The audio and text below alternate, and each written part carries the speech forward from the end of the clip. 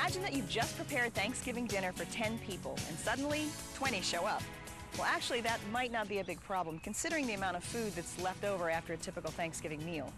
But what would you do if 100 people showed up, or 1,000? And what if they all had big appetites? Well, here's one solution. The Gospel Lighthouse Church of Blytheville, Arkansas is a place where the holiday of Thanksgiving has a very special meaning. For it was here in November of 1986 that a series of extraordinary events unfolded that continue to astonish the people involved, even today. It all began when 20 church families decided to share their Thanksgiving dinner with needy individuals in the community who could not afford their own. The plan was simple. Each family would prepare a home-cooked turkey dinner with all the trimmings, enough to feed several extra people. Church Secretary Carolyn O'Melian participated that day. All of it was home-cooked, and it was just like you would prepare for your own family. It was wonderful. They hoped to prepare enough food to feed as many as 400 people.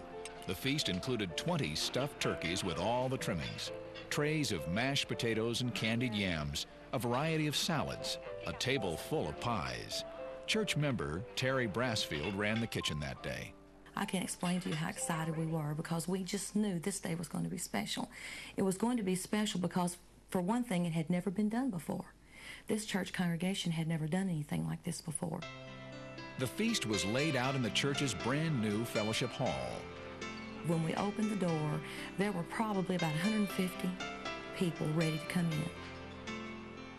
And then as we began to put them through the line, I don't ever remember seeing the line small again.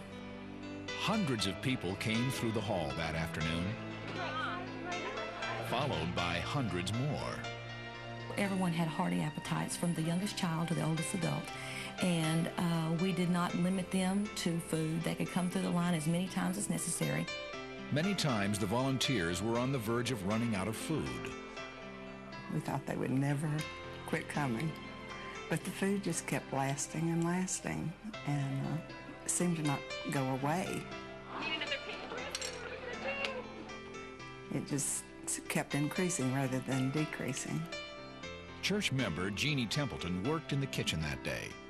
When we would run out of something, we'd turn around, hand somebody the empty one, and they would hand us another full one. And we fed people nonstop from the time they came in at 11 or 11:30 until the last one was served at 2. Later that afternoon, as the last guests were served, church members calculated that the food they'd prepared for 400 had actually fed more than 2,000 people. I work in accounting, and so I'm thinking, okay, if you have 20 people bringing turkeys, and each turkey feeds, 8 to 10 people or whatever, there's no way we could have fed 2,000 people with that food. There's no way.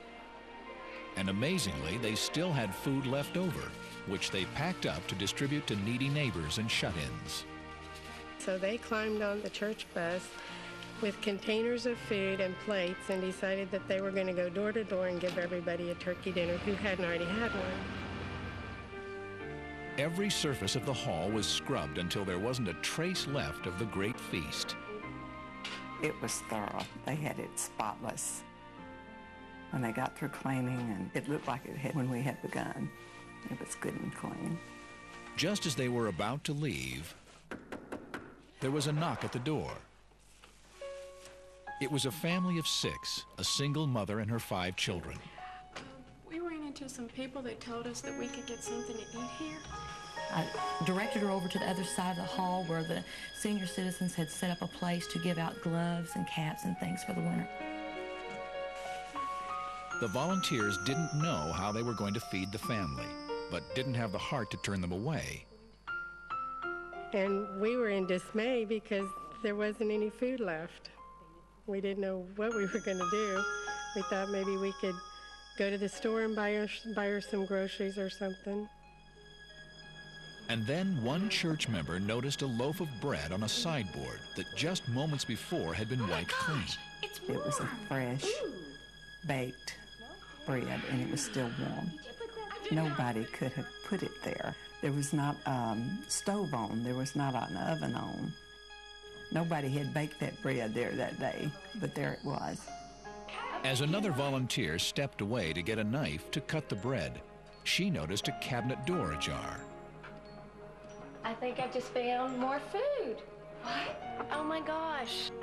They began searching the rest of the empty kitchen and soon discovered a tray filled with stuffing and carved pieces of turkey. And when they brought it up, it was still warm. It was like somebody had just baked it. Where had this food come from? And why hadn't church members seen it when they scoured the hall from top to bottom? The food just appeared. It was not there before, and it suddenly appeared. God had to put it there. And how was it that throughout the day, whenever food seemed to be running low, more of it appeared? They had prepared food for 400, but more than 2,000 had shared Thanksgiving. There's no way that we could have fed the number of people that we fed with the food that we had on hand. It was stretched to the very limit, and God had to stretch it. Definition of a miracle is something that cannot be done by human hands. We could not take the food that was there in the proportion that it came and feed the number of people that we did unless there was a divine intervention. So I know in my heart it was a miracle. Thanksgiving dinner that day, to me, was proof that God still does miracles. He always has, and He always will.